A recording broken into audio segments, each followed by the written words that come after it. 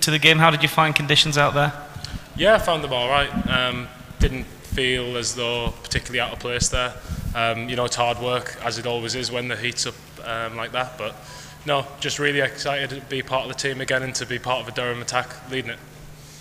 And the wicket you got was quite an important one. That partnership had started to stretch out a wee bit and make life hard for you. What was the feelings there when you broke it just before the tea break?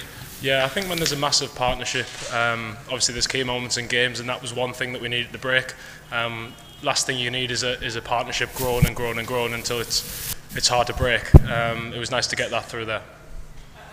Well, to play on a worn pitch, and I guess nobody quite knew exactly what to expect from conditions. How do you feel the pitch played? Obviously, one or two even with the new ball scuttled through low a bit. Do you think things could get tricky in this match?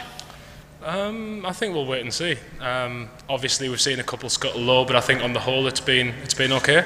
Perhaps on the slow side, but it's been all right. Chris Stocks and Lou Lawrence, please. Hi Matt, it's been almost 2.5 years since you made your debut, but it's your first overseas test. How did it go, and how's the weight been for that first overseas appearance? Yeah, it's first overseas appearance. It's obviously nice to tick the first day of that off. I thought it went okay. I really enjoyed my time out there. Enjoy working hard with the boys and mucking in for the team. For the Lions in the winter, is it part of an ambition of yours to kind of prove to the selectors and everyone that you can actually do a job in all conditions? Yeah, that's a massive thing. Obviously, as a fast bowler, trying to be useful everywhere you go and be kind of a mainstay of the attack and push that forward in all conditions. So yeah, hopefully that's one step towards that. Can you talk us through the caught behind against Rizwan, and how did you think it was out? What was the discussion going on out there?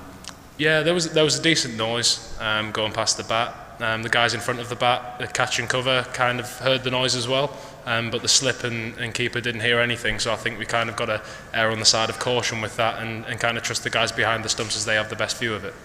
What was your take?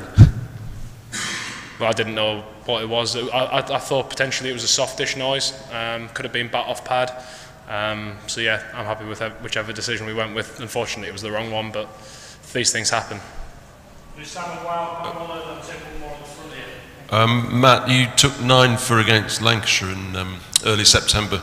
Were you reverse swinging the ball, and was it a Kookaburra ball? Yeah, it was a Kookaburra ball and it was reversing, yeah it was. Thanks. Matt, go ahead, and then we'll finish at the front here. Could you just talk a little bit more generally about your own reverse swing skills and specifically sort of how you've developed them? I think that Lions tour at the start of the year was probably quite helpful for that. Yeah, it was reverse swing. Obviously, each ball is different as to how to go about it. Working in India with the Lions was a great chance to explore and try different things and find something that works.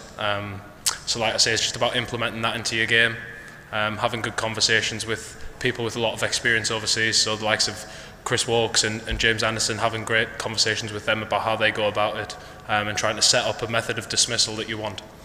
Yeah, and just generally on the bowling plans today, it felt like generally you would either have spin bowling at both ends or seam bowling at both ends rather than one and the other. Was it just a case of sort of fully committing when you felt the ball was reversing to sticking to that for as long as you could? Yeah, I think when you come up with a plan, you've got to have 100% buy-in with that plan. And the bowlers that were given the task with a certain plan, there's 100% buy-in from everyone, and we created a lot of chances throughout the day. Hey Matthew, this is Behram Qazi from Pro Sports. So you toured India with the Lions team and had a lot of success over there. How much did you learn from that particular tour, and how similar or different were the conditions from India compared to what you had over here in Multan? Yeah, I did have a good experience out there. The obvious thing is it's very hot. And obviously we're strangers to that kind of heat. But no, I think once you can kind of overcome that and go back to your disciplines and refine it, I think you'll find a place where you'll be happy with how you can perform. Simon, last one, please. Obviously Pakistan have picked a lot of spinners and only one part-time seamer. Today there was a longish spell where England went seam only and got reward for it. Do you think that there is life in this pitch for seamers and that maybe Pakistan will regret that decision? I think it's too early in the game to kind of give an overview on that.